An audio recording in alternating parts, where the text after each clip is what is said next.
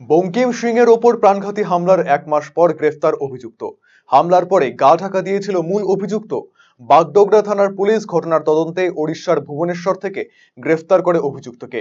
3রা April রাতে গোসাইপুর চেকপোস্টের কাছে একটি পেট্রোল পাম্পে অভিযুক্ত রজত চক্রবর্তী প্রাণঘাতী হামলা করে রঙ্গিয়ার বাসিন্দা বঙ্কিম সিংহের ওপর। তাকে গুরুতর আহত অবস্থায় শিলিগুড়ির একটি বেসরকারি নার্সিংহোমে নিয়ে যাওয়া হলে 10ই এপ্রিল মৃত্যু হয় তার। হামলার পরদিন পরিবারের পক্ষ থেকে অভিযোগ দায়ের করা হয়। পুলিশ সিসিটিভির সূত্র ধরে 307 ধারায় মামলা রুজু করে। এরপরেই উত্তরায়ণের বাড়িতে অভিযান চালায় পুলিশ। হামলার পর থেকেই গা ঢাকা দেয় পেশায় উকিল ওই অভিযুক্ত। পুলিশ ঘটনার তদন্তে নেমে 4 এপ্রিল হামলার সময় ব্যবহৃত গাড়িটি উদ্ধার করে।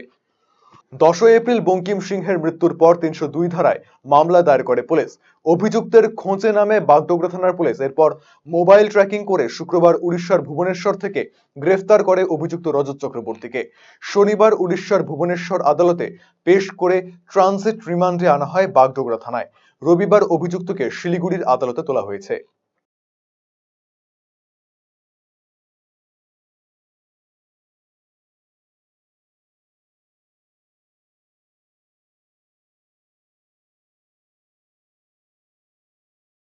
ভাবছেন এআই ও ডেটা সায়েন্স দিয়ে পড়াশোনা করবেন? সুযোগ এখন হাতের মুঠোয়।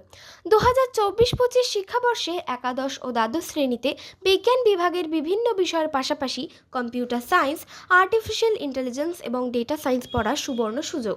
এছাড়াও রয়েছে ভোকেশনালের বিভিন্ন কোর্স ও গার্লস হোস্টেলের ব্যবস্থা। তাই আজই যোগাযোগ করুন রাজগ্রাম হাই স্কুল, ইটাহার, উত্তর দিনাজপুর।